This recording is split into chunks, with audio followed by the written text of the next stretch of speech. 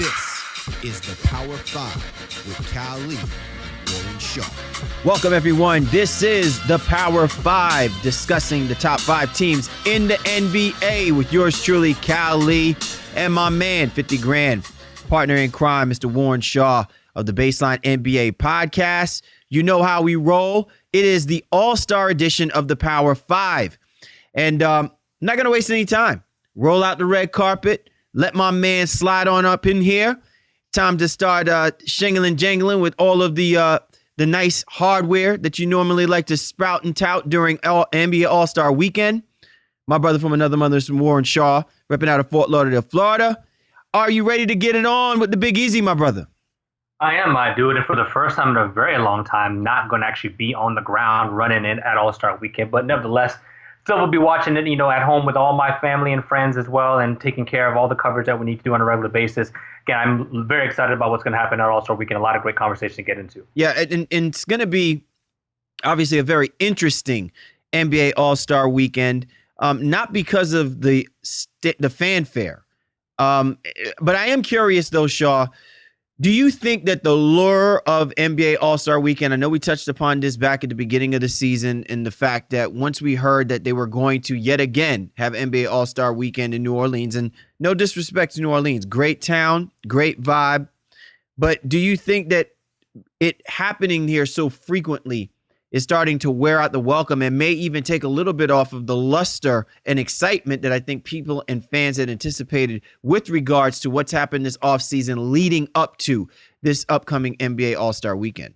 I mean, I guess it depends on your opinion. I think for me, as a fan of somebody who goes to All-Star Weekend on a regular basis, I wasn't all excited about going to New Orleans the third time in the last, whatever it was, 7 years or whatever. So for me, no. But I think people of New Orleans are extremely happy. If you live there, then great. All this great excitement, all these parties, all these events come to your area, to your town, and influxes the city with a bunch of money and tourism coming in. So, I think people in New Orleans are very excited. But as somebody who goes, for me, it's not all that exciting, and that's why I didn't go back this year myself. Yeah, I know. It was a yawner for you. It's like how many more beignets can I possibly fit in my stomach? I understand. Yeah, I mean a little bit. Especially now with the new logos, man. I mean, we gotta maintain, you know what I'm saying, the physical features and everything. So I got nothing to say, Mr. Hulk. Got nothing to say about that. Oh no! I thought it was Muscle Gansey. I thought that's what that was. Yeah. I mean, you got the MG in full effect. Listen, it's only because my arms are crossed. It's got nothing to do with the actual physical look. I think we were misled when the logos were created. Well, our lovely graphic designers, man, they said they seem to take a liking to you, and I got no problems with that. I'm a skinny dude. It's all good. You can go in there. But you are holding the basketball, so everybody clearly knows who has the skills between this tandem. No, I don't think so. I think they know us, and I'm just holding the basketball to protect myself in case you want to throw blows with all the muscles you got, man. Nevertheless, we appreciate you and yours for tuning in with us here at the Power 5. Be sure to get at my man Shaw at Shaw Sports NBA or get at me at GameFace Lee. The show, the Baseline NBA podcast, where we discuss the hot button topics of the NBA. Check out the Twitter handle at NBA Baseline, and definitely check out our last show that we dropped. Great show. We had our girl Julie Smith from the Wiz of Oz blog help us break down the Washington Wizards, which does lend a question to when we do drop our Power 5 with the hype that's been rolling in about the Wizards. Can they break our 5? Is this team actually credible enough for us to put them into considerations? We'll definitely check that out in a few moments. But in the meantime, clearly this is NBA All-Star Weekend, NBA All-Star edition of the Power 5. So we want to go ahead and run through a couple of important storylines that have taken place leading up to NBA All-Star Weekend. Now, the first big news, and Shaw, I know you're getting ready to touch upon this, coming out of Cleveland, is the injury to Kevin Love, out for 6 weeks. He had a second opinion regarding his back, and clearly it required surgery. He is gone. But listen, LeBron James, as he said, hey, ain't nothing but a thing. That I'm just going to put the team back on my back as usual, and we're going to ride. But when you look at this extensively and understanding the dynamics of the Cleveland Cavaliers being in a flurry of different trade rumors, especially one directly linked to the New York Knicks and the possibility of moving Carmelo Anthony for a Kevin Love trade straight up, does it surprise you, knowing that what you know now, that this could have been a missed opportunity for the Cleveland Cavaliers?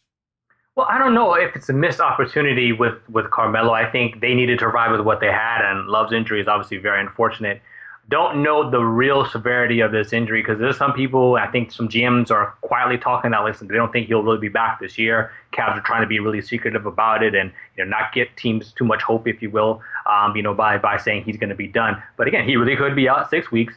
Get his legs back underneath him just in time for the playoffs and really, really ready to finish this thing out and have the Cavaliers make a run. But this is a crushing blow, I think, for the interim term, especially as you alluded to with LeBron having to play extra minutes. Kyrie's going to play some extra minutes. And that's why getting the signing of Derek Williams is going to be huge for them now and probably make sure that he stays there for the rest of the season. Channing Frye is going to be the guy that they're going to look to really try to give them some of the points and some of the shooting that Love is going to miss. And I think Tristan Thompson is going to have to be the guy who picks up the rebounding side. Hey, listen, we're going to have to watch and kind of monitor how this Cleveland Cavaliers team galvanizes itself. And I think the one thing that we do see here is that this does give opportunity for the Cavaliers and Tyronn Lue to look at their bench as they make this final stretch run, positioning themselves in the playoffs. One thing is for certain.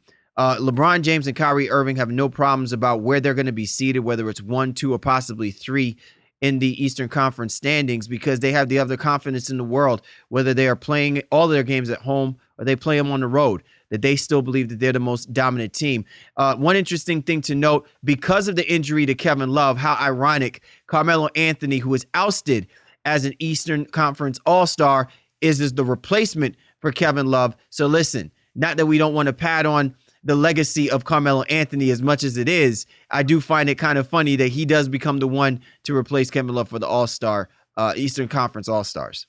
Yeah, I agree with that. I think it's really ironic, and then that creates another, little storyline, a little nugget of information there with Melo getting the nod in place of Love. And what's funny too, I think, is Adam Silver just wanted to reward Melo for all the hype and all the BS that he's taken in New York this year, and he's really handled himself well. Say what you want about him as a player, him being selfish and things of that nature. He has an impeccable reputation in terms of dealing with the media and answering all questions, and really just handling himself the way that a true professional should in this situation. So kudos to Melo for that. I don't think he was excited. I think he was ready to go on vacation with Lala, but nevertheless, he's going to have to spend some time in NOLA. But one more thing about the Love thing, being injured, I tweeted out immediately, and it's going to bring us into our next point. I was like, okay, Boston, okay, Washington, Toronto, giddy up.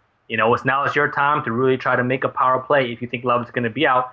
And what did Toronto do, my dude? Oh, well, a power play was definitely made, and it was, of course, made by our man, your man crush, your executive man crush. You know what I'm saying? Like, you say his name, because I can't. Masai, come on, dog. That's the homie. I know that. I want you to say it because it's the man crush. It can be said with credibility when you say it. The Messiah, as I like to, the second Messiah, because, I said LeBron James is the actual Messiah, pulling off what he did against the Golden State Warriors. But Messiah, again, pulls no punches, and he pulls off an incredible move. He winds up getting Serge Ibaka from the Orlando Magic to help bolster that Toronto Raptors front court, which has always been considered very suspect. And you talk about now pairing him up with Jonas Valanciunas and DeMarre Carroll. And I'd be hard-pressed to tell you that this should not be considered a team that has the capabilities of actually pushing the Cleveland Cavaliers 1, maybe 2 games further than what happened to them last year in the Eastern Conference Finals. Now, whether or not Serge Ibaka is that guy and can be that guy, I think we can get away from the fact that Serge Ibaka has to be the guy that he used to be in Oklahoma City. I would rather just him being the person that is capable of blocking out guys like Tristan Thompson and showing a more consistent defensive presence that we just don't see from Jonas Valanciunas. And I think you'll have a Toronto Raptors team with all the confidence, them having that backcourt of DeMar DeRozan and Kyle Lowry. I mean, is it far conceived that they should be able to push this Cleveland Cavaliers team regardless if Kevin Love comes back? That seems to be the consensus. Everybody says Ibaka coming into that role now, being as the third option, really, and maybe even the fourth option, depending on how you feel about Valanciunas, and being a guy who just needs to rebound and defend, kind of like how he did in his early years in OKC. Really should put this Toronto Raptors team in the mix, if you will, of chasing down Cleveland and giving them all that they can handle, and giving the rest of the teams in the Eastern Conference all they can handle as well, and that means Boston and Washington primarily. I'm on the fence a little bit. I mean, I just think it was a great move. I've been on record on this show many times during this season saying, well, they keep doing what they're doing without a power forward. They keep doing what they're doing without a four-man, and now they have a legit four-man. But I am interested to see how he meshes I just don't think it didn't click for him in Orlando like the way I thought it would. But I think now that some of that pressure is off of him in terms of being a go-to scorer in Toronto, maybe kind of we see the Ibaka from OKC in a sense, if you will, a guy who just knows his role and only has to do a little bit for his team to succeed. Well, one of the things that I'm very curious about is the relationship that he's going to try and build with Dwayne Casey. Listen, we've talked about how Dwayne Casey has really come of age as a head coach, and he has basically put this Toronto Raptors team in a position. I do wonder at times now when you see this Toronto Raptors team and how they have struggled so far during the mid portion of this NBA season, if this is a basketball team that is tapped out, if they've basically reached the climate, the pinnacle of their of this roster. And so now this type of move, I think, is a solid move. It's not one that I think tips the scales, because I think it really comes down to Serge Ibaka. And I think it comes down to how badly does Serge Ibaka want it? I mean, if you really think about this is about as good as opportunity I think Serge Ibaka really has in seeing himself back in that NBA Finals. Number one, he's definitely out of the Western Conference and is not going to have to deal with anything that's happening between Kevin Durant, Russell Westbrook, and James Harden, his former teammates. And then really he only has to contend with one basketball team if the Raptors play up to the potential that this roster looks at. Which is essentially getting past the Cleveland Cavaliers. And if they go on a good surge, I mean, really kind of end this season on a good note, position themselves in that 2 seed, maybe even, kind of resurge themselves back to that 1 seed. I mean, clearly they could put themselves back in the driver's seat once again as being the team that the Cleveland Cavaliers may ultimately have to chase or contend with, so to speak, that's going to give them a push. But I think it's a pipe dream, because unless Serge Ibaka really supplants himself, gets comfortable, and Dwayne Casey uses him the way that I think is necessary for the Raptors to get over the hump, they're no more better to me than the Washington Wizards and basically the Boston Celtics. They're good enough, but they're not going to be good enough to best the Cleveland Cavaliers. Right. I agree with that. I think, they're basically putting pressure on the rest of the conference. I think Cleveland, it's always going to be their conference to lose as long as LeBron James is breathing, as far as I'm concerned. And for me, I think Toronto made a move that they needed to make. Kyle Lowry was talking some stuff, just with the game before the trade happened, in terms of like, listen, I'm not saying nothing, but I'm saying something. You know what I mean? So, and ironically, he did it in a way that I'm sure he and Masai. He was LeBronin. This is nothing. He was LeBronin. Yeah, no doubt about it. And and his management understood and listened to him, understanding that, listen, they were in a tailspin. They've had one of the worst records since I think it was mid-January, and they've really slid to the middle of the pack, if you will, in the Eastern Conference. So this is a move that they needed to make. It makes a lot of sense. Ibaka is going to want to be there for a long time, apparently. He likes the mix there. He likes the management there, too. So giving up Terrence Ross and a first-round pick, I think is fine. I think it's fine for them. And Orlando gets Ibaka off their books, gets a guy like Terrence Ross who they can see if he's going to be able to do anything on the wing now, and also get a first-rounder as well. And I'm actually happy for Terrence Ross. I've always thought that he was really potentially a solid player that's just kind of always been lost in the sauce playing for, Toronto Raptors. And, if he wasn't going to ultimately play the shooting guard position, if he ultimately wasn't going to be able to play the 3 position, I think he was best served playing on another basketball team that could really utilize his athleticism. And he has a propensity to excite the game. Without him, obviously, he's not a consistent shooter and scorer. But I think that the Orlando Magic is best served probably, giving him an opportunity to go out there and do some things. I mean, the radar definitely won't be on him, and the expectations of him being that 6th guy coming off the bench, that impact scorer, I think now he has a good opportunity to fly under the radar with the Orlando Magic. Finally, some bit of news before we get right into our Power 5, Shaw. And clearly this was not the one that I felt like should be, what we should end all of the tidbits in news. But I do think it's probably important to bring this to light, because we talked about this recently on our podcast, the Baseline NBA podcast, is in reference to the ongoing situation with Charles Oakley and the Knicks owner, James Dolan. So the saga basically comes to a point now where an intervention had to be done. I call it an NBA intervention. Why? Because in order for these two sides to clearly see eye to eye and to come to some semblance of a mutual respect, so to speak, Michael Jordan and Commissioner Adam Silver basically needed to step in and to talk to 2 of these parties, so at least there's some common ground. The ban has been lifted, but I got to tell you, Shaw, And I don't blame Oakley for feeling this kind of way, because even in the midst of this, and he's saying he's still welcome back to come back to the MSG, he's saying I still want a public apology, clearly because of the embarrassment and the words that were uttered by James Dolan and the Knicks organization as far as to the character of James Dolan. I still find it kind of amusing that Michael Jordan, of all people, is the person who comes in to mediate this kind of drama. Yeah, I mean, Jordan coming in and working with the Knicks on any level is ironic to me, because I don't know what Jordan and Dolan's relationship clearly was a favor for Spike Lee. Yeah, he hooked up Mars. And I mean, obviously Jordan and Silver have a relationship. Jordan and Oakley have a great relationship, great friendship that's going on there. But the fact that it happened and I guess it's done for now is, again, it's just good for the Knicks. And I think it's good for Charles Oakley for now. But like you said, the saga is not really over, as Oakley's still calling for some things to be right when it comes to Dolan. So, again, I'm glad that in some sense that it's coming to a close. But nevertheless, man, what a scenario. What a wild week for the New York Knicks. It's been interesting, to say the least. And listen, if nothing else, maybe it's given Phil Jackson a little bit of opportunity and time to, probably tone down his Trumpism-like type tweets that he keeps throwing out there on his superstars, and maybe gives him an opportunity to hit the reset button, which is what he is going to have to do, because clearly Carmelo Anthony has no intentions of waiving his no trade clause. The Knicks organization clearly is still not an organization with a plan in place. And James Dolan needs to kind of circle back and kind of refocus everything back on trying to get this Knicks basketball organization to look like something of a product that the NBA likes to tout on primetime television. And so they got their work cut out for them nonetheless. All right, Shaw, before we get to our Power Five, obviously it's all about NBA All-Star Weekend.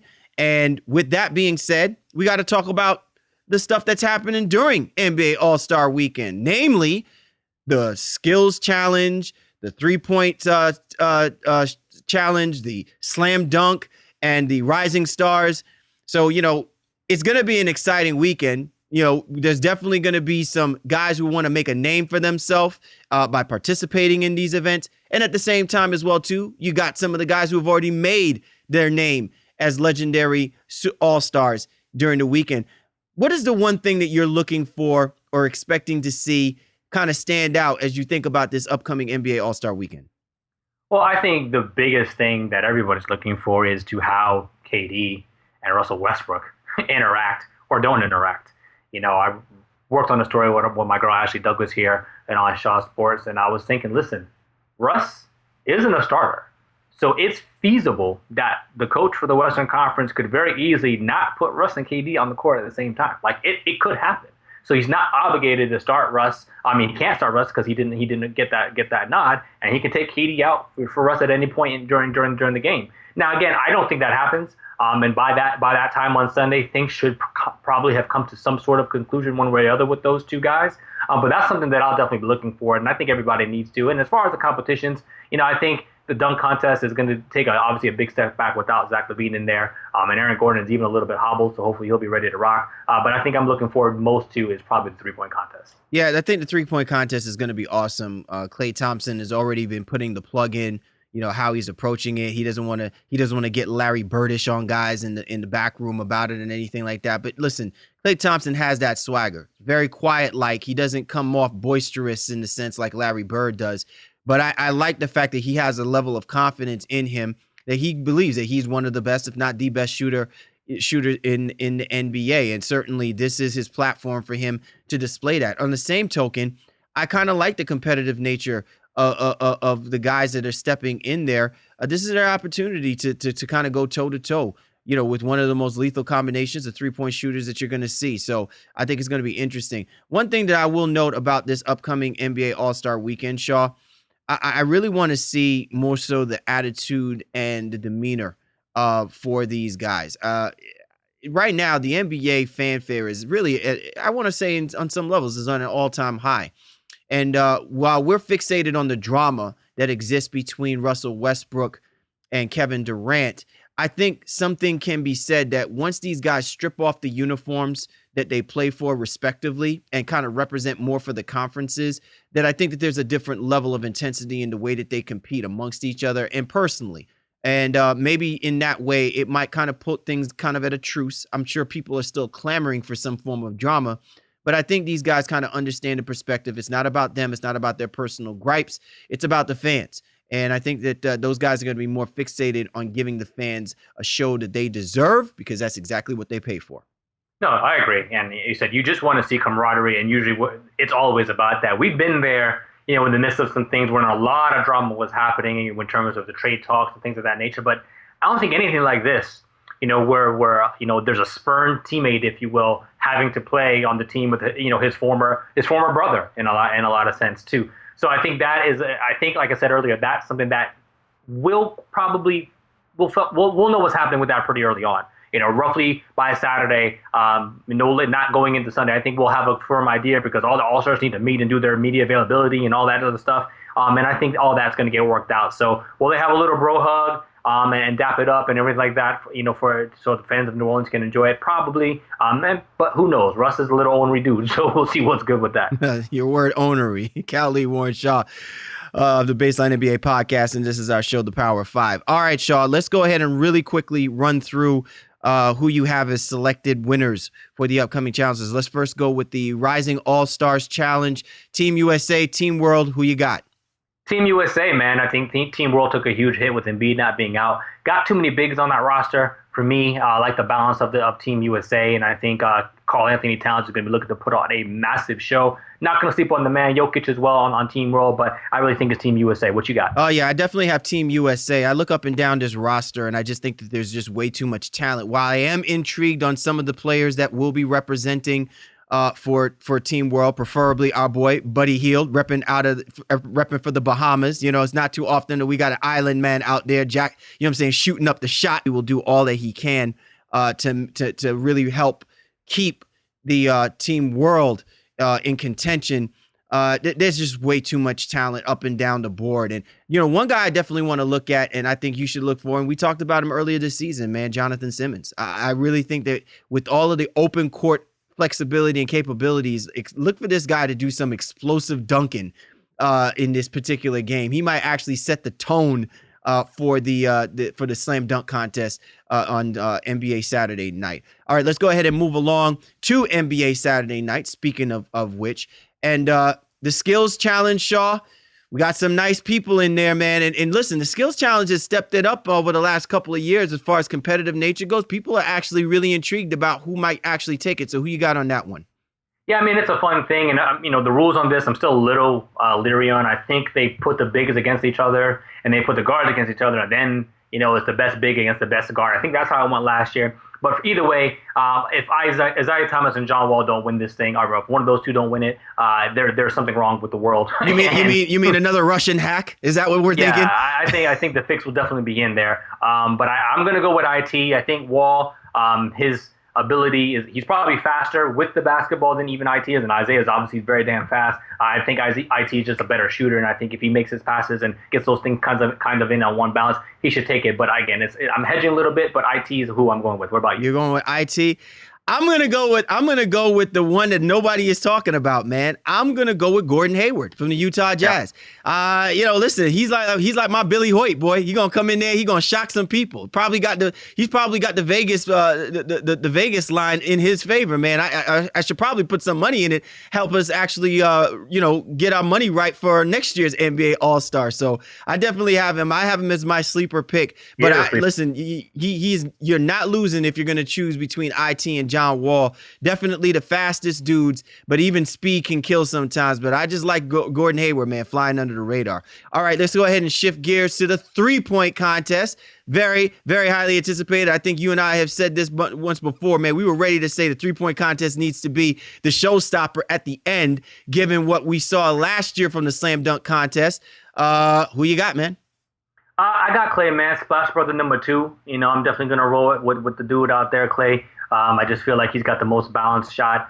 Doesn't use a lot of doesn't use a lot of jumping in his motion, if you will. Guys like Swaggy P and even CJ McCollum to some degree, they get off the ground a little bit too much for me. I think it's going to be a final between Clay and Eric Gordon. How about you? Oh, man, I'm looking at the final between Kyrie and Klay Thompson. And wouldn't it be great to add a little more sizzle to the rivalry if Kyrie Irving actually pulls this one out? I mean, seriously, you talk about dude really, really like hating that burgundy and gold. I mean, wow, would that not be awesome? But I'm going to go with Klay Thompson. I just think that the shot is too pure and he's too much of in his zone. And in a competition like this, the setting, I think it's just perfect for the way he shoots the basketball. But I see Kyrie Irving and Klay Thompson as being the finalists. And don't be surprised if Kyrie Irving pushes the needle and forces Klay to actually step up his game. I'm actually expecting that final, if those two meet up, to actually be one of the better finals that we've seen in recent history, 2 years in a row, because last year it was between Steph and Klay Thompson. All right, Shaw, let's go ahead and round this off properly. The slam dunk contest, like you said earlier, a little disappointing because we don't have Zach LaVine. We love to see the rematch again between him and Aaron Gordon. But hey, man, I got the Hoopers DeAndre Jordan up in the mix too, so maybe he might spice things up a little bit. Yeah, DeAndre would be the first big to win it since Dwight Howard, so I definitely think he has a chance in that. And I think you have to go with the guy who a lot of people think should have won last year, especially since he doesn't have the defending champion to compete against in this coming season, and Aaron Gordon, assuming he's healthy. If Aaron Gordon isn't 100% and he's like, hey, I'm still going to compete, but he's just not able to get the same lift or not do the same tricks that he was able to do last year, I'm looking for the guy out of Phoenix to come out here and shock the world, Derek Jones Jr., from the Phoenix Suns, and see what he's able to do. I'm a little worried about the James White syndrome, if you will, for Derek Jones, in terms of where everybody hyped up James White a couple years ago when he was on the Knicks team and was in the dunk contest in Houston. But I think, if there's an opening out there, Jones is going to come through and might give Aaron Gordon all he can handle. What about you guys? Listen, I got Aaron Gordon, but this just comes down to execution. If Aaron Gordon executes his dunks, I just honestly believe that he's going to wind up being the winner. It's not that I don't have any confidence in DeAndre Jordan or Glenn Robinson III or Derek Jones Jr. As giving us a show. I just think that because there's no Zach LaVine, a lot of people are not going in with the same hype. So I think this just comes down to Aaron Gordon being Aaron Gordon. If he does that, we're gonna get a great show. We're gonna get a great display of dunks. He's gonna force those other three to step up and come up with some creative dunks and maybe even push the needle, like I've been saying all night, on the show, pushing the needle. He's gonna force those guys to push the needle. What I'm expecting from Aaron Gordon, though, is and I don't want to say this to make the comparison to Vince Carter. When I say Vince Carter-esque, I just want to see the aggressiveness. I just want to see flight and aggressiveness. And I think if he does that, keeps the dunks clean, he's basically there's nobody stopping him. I just think that he set the tone from last year that he's definitely the man when it comes to dunking next to Zach LaVine in the NBA. And I think ultimately he'll get another opportunity to put his talents on display. All right, there you have it. We gave you our picks for this upcoming NBA All-Star Weekend, covering all the news that's taken place, and a lot of news so far, and we haven't even gotten past the NBA All-Star Weekend and break, so it's definitely a lot of stuff happening. With that being said, you know how we do, Shaw. It's time to roll out the Power 5. Are you ready to go, my brother? Absolutely, man. Let's ride. All right. Number 5. In at number 5, and we've been talking about this basketball team a little bit for the last couple of weeks. They have finally cracked the 5, but they're sharing some opportunity and time with the Houston Rockets, who still stay in our top 5, but they're sharing a seat with the Boston Celtics. And what more can be said about the Boston Celtics, Shaw? One of the hottest teams in basketball, playing with one of the hottest players in basketball, Mr. IT, it's time, Isaiah Thomas, who obviously can be now listed as among one of the best pure scorers in Celtics basketball history. He absolutely is, and kudos to him and Brad Stevens, who's also going to be coaching the Eastern Conference team at the All-Star Weekend. This team has just figured things out towards the latter part of going into the break here. Tough loss against the Chicago Bulls as we record going into the break, but nevertheless, the Celtics team is right there. We're right where they want to be. Probably still need to make a move now that they've seen Toronto do something, and a lot of rumors about what they could have did, that they should have maybe given up Rozier. That was kind of a hang-up for Orlando in terms of getting Ibaka over into Boston, but nevertheless, the Celtics team continues to roll. Number 4. All right, number 4, Shaw, the 4th best team, the Washington Wizards. What more can be said? This is another team, man, on the rise. It's really surprising to see Eastern Conference teams certainly playing at a very high level, and really at a time where the Cleveland Cavaliers have been just trying to stay afloat. But the Washington Wizards have been so impressive, especially that 20-plus point beatdown of the Oklahoma City Thunder. You got to be impressed with the combination of John Wall, Bradley Beal, and Scott Brooks has been doing a phenomenal job getting the rest of these guys to buy in, and they've just been playing great all-around basketball. I don't know if there's a team playing with more swag than them right now. And again, I think I said that the last time we did the Power 5. OKC is still going to, Golden State is still going to be, one of the best teams in the league and going to have the most swag probably going. But this Wizards team, they are feeling it, man. And I look at them and I just see something in them right now that I'm like, all right, you know what? They are about it. They're ready to rock and play anybody. They gave the Cavaliers all they could handle a week or so ago. I don't know what their schedule looks like when they play the Warriors, but I'm anxious to see because I think right now they're ready to play anybody. Number 3. All right, now the third best team, Shaw, the San Antonio Spurs. Listen, we nudged them up to number 2. I don't know if we did it because we got bribed by Greg Popovich or we just felt like, they just looked like the only team that wanted to win this week. But, here again, the San Antonio Spurs, steady as she goes. Interesting, too, how we talk about this basketball team as the second best team in the Western Conference. And LaMarcus Aldridge with his recent comments talking about how the Golden State Warriors have 4, but we only have 1 All-Star representing in this NBA All-Star weekend. But listen, man, nothing can be taken away from the fact that this Spurs team just continues to win basketball games. Absolutely. And LaMarcus is right. We said it earlier when the All-Star reserves and all that was not, there was no reason for 4 of those guys to be on the team. But, maybe he's a little ornery himself and didn't, he's not a guy who really enjoys All-Star weekend though. So for him to come out and say that is a little bit shocking, but I guess it's just a respect thing for LMA. And kudos to him for at least wanting to get it done. And he's been struggling a little bit, gone back into his early season funk a little bit, but the Spurs continue to get it done. Everybody just plug and play. Again, like you said, what more can you say about the San Antonio Spurs? Number 2. Definitely. All right, the number 2 team representing our Power 5. Again, no shakeup or breakups on this in the top 2. We got the Cleveland Cavaliers coming in at second, a very, very distant second. But what more can be said, man? LeBron James, third most minutes in the NBA right now, basically playing at an all-time level, probably not getting enough conversation to talk about being the NBA MVP, although that might get spiked up now with the recent injury to Kevin Love. Kyrie Irving, man, again, displaying spectacular basketball. This is just a heady basketball team that just knows how to win when they need to win. Yeah, they have guys who are looking for their opportunity. I think Kyle Korver has really started to figure things out after a rough week and a half or so when he first got traded. Now he is knocking down shots. I think some of the graphics are going out there that he's seen the most open looks he's ever seen in his NBA career. What a shocker. What can LeBron do for you when it comes to getting some open looks, right? You know what I mean? So, kudos to him for knocking these down now and assimilating to this roster. Derek Williams also, LeBron seems to like him. So LeBron's taking everybody on his back saying, follow me, listen, I'm fine, whatever, I'm going to play these minutes. The Cavs going to continue to roll. Number 1. All right, and the number 1 team in our coveted Power 5, Shaw. No arguments, no discussions, and if anybody does, man, they need to be jumping off our Twitter if that's the case, or at least be able to come up with a very good explanation for why they think otherwise. The Golden State Warriors, the number 1 team right now. Look, they've had a couple of hiccups, but again, it's like once so often, and they're dominating like ever before. After a loss, 128 straight games of not allowing 2 losses consecutively. It's just absolutely phenomenal. And listen, they're just the best team going right now in the NBA. Yeah, they don't know anything about streaks unless it's winning.